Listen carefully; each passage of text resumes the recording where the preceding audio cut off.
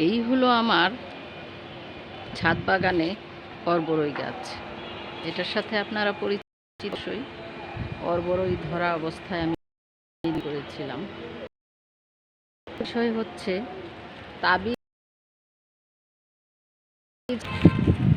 দেখুন, এটা পাওয়া গেছে এই কালো পলিথিন ঝুলন্ত অবস্থায় অনেক উঁচু ডালে।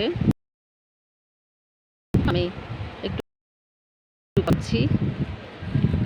গতকাল ছাদ বাগানে ভাইরাস জ্বরে আক্রান্ত।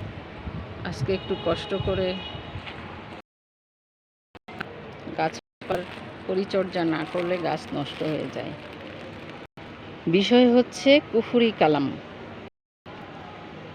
মহান আল্লাহ পাক পবিত্র কোরআন শরীফ দিয়েছেন আমাদের জীবন বিধান হিসেবে। এটাকে বলা হয় কমপ্লিট কোড অফ লাইফ।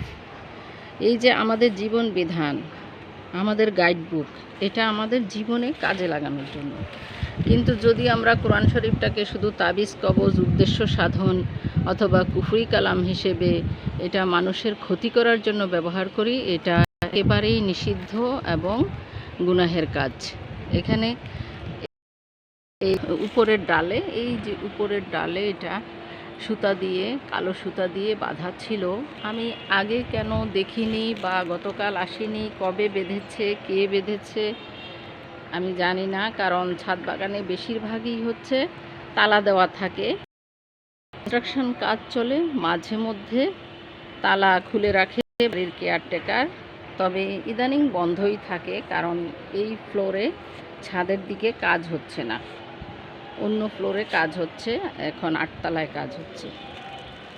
এই কৌতূহলবশত কেন এই একটা ছোট কালো পলিথিন ভাঁজ করে করে কালো সুতা দিয়ে ঝুলানো আছে, কৌতূহলবশত নিলাম, নিয়ে বের করে ভাঁজ খুলতে খুলতে খুলতে, কালো সুতার বাঁধন খুলতে খুলতে দেখি এই লেখাগুলো।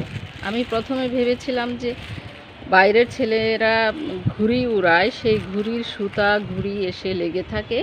কিন্তু কালো পলিথিন তো কালো সুতা দিয়ে বাঁধবে না। আজকাল হচ্ছে ঘুড়ি উড়ায় প্লাস্টিকের সুতা, নাইলন সুতা দিয়ে, খয়েরি কালার নাইলন সুতা থাকে। তো এটা আমি দেখলাম লেখা আছে, কি লেখা আছে দেখেন, বিসমি, বানানটা যদি অন্যরকম, বিসমি আল্লাহ আল রহমান আল রহিম, আল্লাহ এইরকম, বিসমি আর রহিম আর রহমান। বাতাসে উড়ে যাচ্ছে। সর্বশেষে লেখা আছে নাসির মাজেদ আলী জাকিয়া। বিস্ময়ের ব্যাপার হলো আমার বাড়িতে এই নামের কেউ নাই, যারা ভাড়া থাকে তারাও কেউ নাই। তো এটা কেন এই গাছে দেওয়া হলো, ঝুলানো হলো? আমি অবশ্য পবিত্র কোরআন শরীফের সূরা ইখলাস পড়তে পড়তে খুললাম, আউযুবিল্লাহ বিসমিল্লাহ পড়ে খুললাম। সূরা নাস, ফালাক। সূরা নাস এবং ফালাককে বলা হয় মুত্তাইন। এই দুটি সূরার মধ্যে মোট 11টি আয়াত রয়েছে। আমরা জানি এই দুটি সূরার ব্যাখ্যা আমরা পড়ি। এই দুটি সূরা কোনো তাবিজ কবজ বা কোনো জাদুটোনা বা কোনো কুফরি কালাম খোলা যায়। এইখানে আমরা একটু স্মরণ করতে পারি পবিত্র হাদিস শরীফ এবং পবিত্র কোরআন শরীফ নাস এবং ফালাকের ব্যাখ্যা থেকে, যে রাসূলুল্লাহ সাল্লাল্লাহু আলাইহি সাল্লামকে জাদুটোনা করা হয়েছিল। উনি বুঝতেন না, ওনার কেন ভালো লাগে না, অস্থির অস্থির লাগে, কোনো কিছুতে মন বসে না, মনে হচ্ছে যে কেউ যেন তাকে বেঁধে রেখেছে, কেমন একটা বাঁধনের মতন মনে হচ্ছে।